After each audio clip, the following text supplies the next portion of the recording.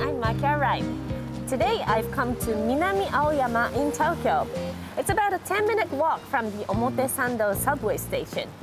I'm here to visit a museum that showcases a certain product that's been around since the Edo period centuries ago. I'm here with Emiko Abe, who will be showing me around the Beni Museum today. What kind of exhibits do you have here?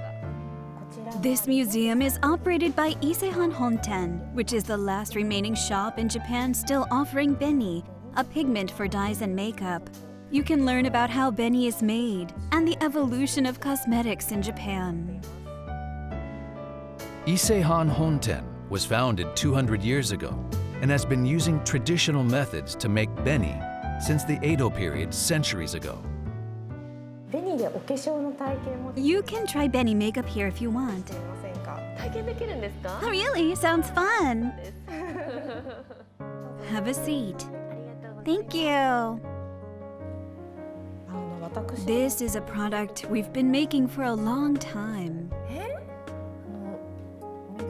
It's green! We call it a jewel beetle color. And this is the beni we've been manufacturing for 200 years. You dissolve the beni with a moist brush. It's red! Wow! And a very vivid red.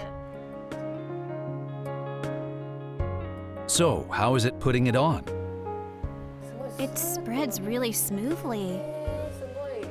I love the tone of the red. The grains of beni are very fine, and they produce a color that also draw out the color of your own lips. So, it brightens your facial tone. The product is naturally derived and made using only the pigment of safflower. The production process is shown in these exhibits. This is safflower. It's a yellow flower. The petals are plucked when they turn about a third into a red color. It's a very thorny flower, but farmers still harvest it by hand. Since they need to be picked in the best condition, the process is still carried out manually. The safflower petals are washed, fermented, and dried. Once dried, they go through a variety of processes to draw out the red pigment to finally become beni. How many people are involved in making beni? Our company only has 2 artisans now. Just 2 people? Yes, only 2 people.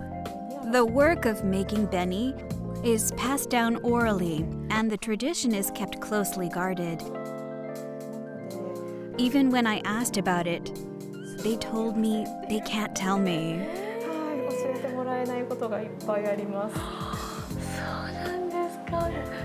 But it's a Japanese tradition that I hope is passed on. Further inside are exhibits on the makeup culture in the Edo period. In addition to cosmetics in the modern age, it's a facility where visitors can learn about how makeup developed and evolved in Japan. By also learning about the history of makeup, I feel I have a better understanding of the quality of this product that's been carried on over the centuries. The products you'll find here can only be purchased in Japan, so if you're interested, make sure to stop by.